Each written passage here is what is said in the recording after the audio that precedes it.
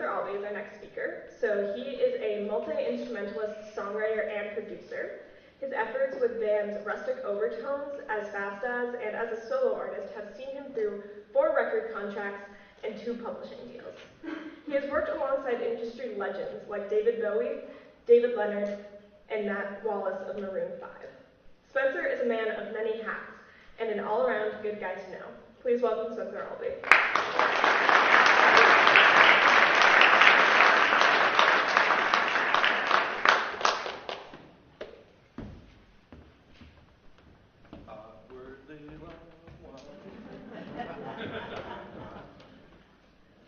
Hello. I'm very comfortable with the stand-up comedian setup here. So I'm just going to tell some jokes. That was the first one. So when I learned that both Jess and I would be here, being York Wildcats, immediately I thought the Clippers were playing a long game on this one.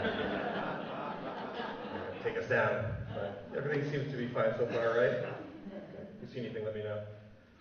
So I was thinking, I did have like a prepared speech that I had worked on, and the closer I got to the event, the further away that speech got from me.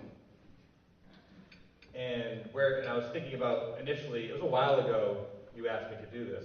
At the time, it made perfectly. It made sense. Like, yeah, let's have some hope in a time of, I think we can all agree it's a tumultuous time, regardless of what side of the aisle we're on, or. And this morning, even I was thinking of how unqualified maybe I am to be giving a speech here at an event about hope, when oftentimes, and I'm sure there's other people in this audience that could agree, where we feel kind of hopeless. There's a lot of fighting. There's a lot of aggressive language. A lot of everything you read is being turned into the most extreme controversy that it could be, rather than just a statement of fact, something that happened. Everything is just on 11 all the time. It's exhausting. I'm exhausted. Anybody else exhausted? Yes. It's just like, what are we supposed to do with this? I open up my news app on my phone, almost like, okay, that's not so bad. See that coming, or now it's every day. It's just an onslaught of just really unsettling news, and I was so glad to hear earlier the talk of civil discourse, which I'm a huge fan of. I really long for it to get back to differences in policy, rather than just this venomous attacking of one another. And I'm just going to say this, I really don't care who voted, who won, whatever, at this point, whatever, right? I was on Instagram, I follow Stephen, so take the volume down in general, it'll be fine. I follow Stephen Colbert on Instagram, and there was a picture of him toasting Hillary, right? She was on the show, so they're drinking Chardonnay toast, and it said, the quote was, "I'm not going anywhere," end quote, at Hill's dog, whatever her handle is, I don't know. As they're toasting. And then I, of course, over my morning tea, I read into the comments, because I'm just going to go down that rabbit hole. Let's see where this goes. And one of the first comments was, this one person said very simply, and without venom, just said, "I wish he would go away." Fine, that's an opinion. And then the next person was at that person, "Rot in hell." I mean, yeah, or just, that's just an opinion,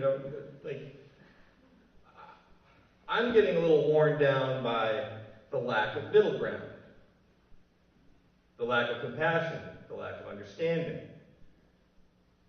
Being able to walk into, we in Portland, and here I'm sure in Yarmouth too, it's the liberal bubble. You only have to go to station up by Albee. Go sit there. You're out of the bubble immediately. Go 5 miles west of 95, you're out of the bubble. And this idea that we can't have a difference of opinion and, and not come to some agreement, some understanding. Try to understand where we're coming from. This all does go to a point, by the way. So I'm a musician, as previously stated, which means I deal in, my life is absurd. Like what I do doesn't, I create something out of nothing, and I put it out there, and I say, look at this thing that you don't need. No one's going to die if I don't do it. Everyone's going to be fine. I'm not a doctor. I'm not going to cure cancer. Maybe you'll have a nice day. Maybe you'll like one of the jams. That's at best. When I'm doing my job, you're like, that's cool. You know. So what I do is absurd. So I have this feeling of hope for me. I mean, it's a real thing. To bring it back to the point of today, the hope. It's the believing in yourself. It's the trying. You can call me a nerd if you want. I don't care. I've learned so much about living life philosophy and drive from the movie Star Trek II: The Wrath of Khan. Right? The needs of the many outweigh the needs of the few or the one. Star Wars? No. I mean, that's a great thing. And another thing that Kirk says in that movie is, I don't believe in a no-win scenario. And that one, I really stand by that one. Because in order for us to do what we are doing, in order for us to be a country that is diverse, where I'm going to sit arm in arm with somebody who maybe is politically not coming from the same squad I'm coming from. You know, but darn, why can't we break bread? Why can't we hear each other? Why can't we talk to each other? We both have the same goals, really. We just have different, I don't mean to single you out or anything, but but I really enjoy it. He wants the same things I want. I just want a civil discourse. And I just want to be happy. I just want my friends and my family to be happy and healthy. That's where we're all trying to go, right? Yeah. So, when I moved back, all the things that Jade said before are true, kind of. I don't think I did a good job writing my bio, but so I have traveled a lot. I've met a lot of people. I've led a charmed life. I've got to see the whole country, which was eye-opening.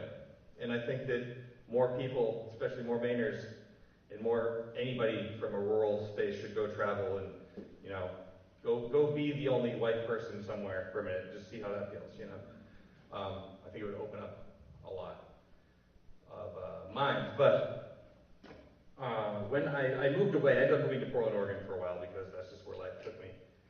But when I moved back, I made it a point to, if I'm going to move back to Portland, Maine, if I'm going to be in Maine, I'm going to do my best to I'm going to leave it better than I found it. In 1996, you'll be able to correct me here, Ethan, I believe there was a party at whatever that iteration of the Portland Downtown District where they were celebrating 60% occupancy on Congress Street.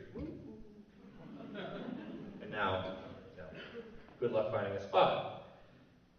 I'd like to think that I'm part of that.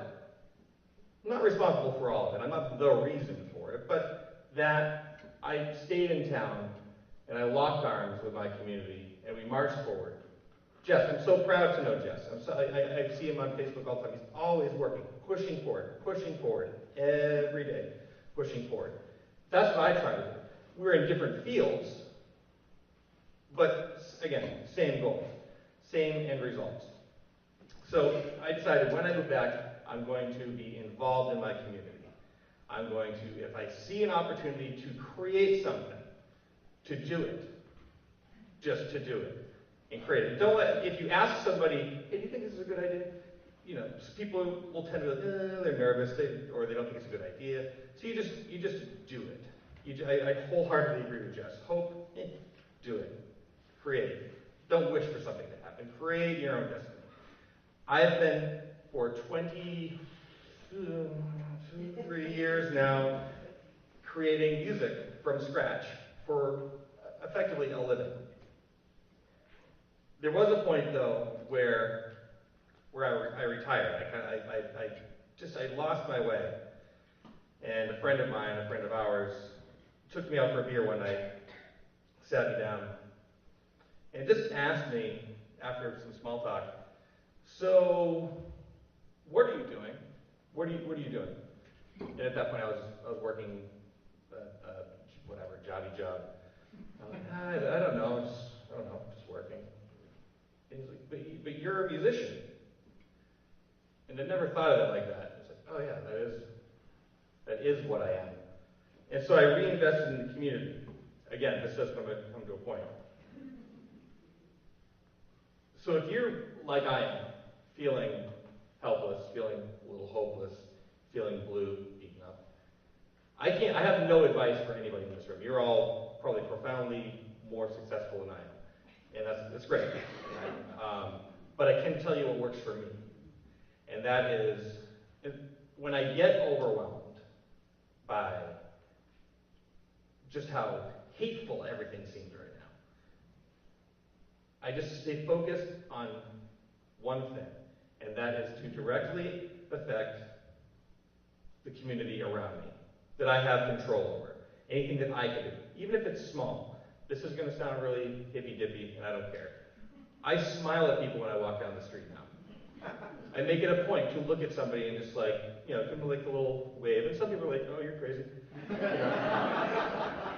But 95% of people, they kind of smile back, or if they don't smile, their faces go from that, everyone's holding, they just kind of relax a little bit. Kind of seem like, oh, hi. It works, man. It works for my mood, it works for them. I also try to do a lot of community events, getting people together. Music is my medium, and just have a good time. It's that simple. I create fun for people. That's my job. That's a good job, right? Right. But you all, I feel like, in your own ways, be you a baker or a police officer, whatever, we all have the ability within our jobs, within our skill sets, to directly and positively affect the world around us. Make your wife happy. There's a start.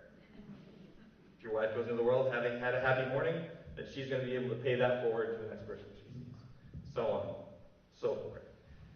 So, I'll conclude by saying I had a really cool quote that I thought it came to my head this morning. First of all, this is 101. We all know this. Believe in yourself. Choose to believe in yourself. And then also, and I think more importantly, even if you're finding it hard to believe in yourself, be the person to believe in somebody else, even if you disagree with them. That's pretty much what I have to say.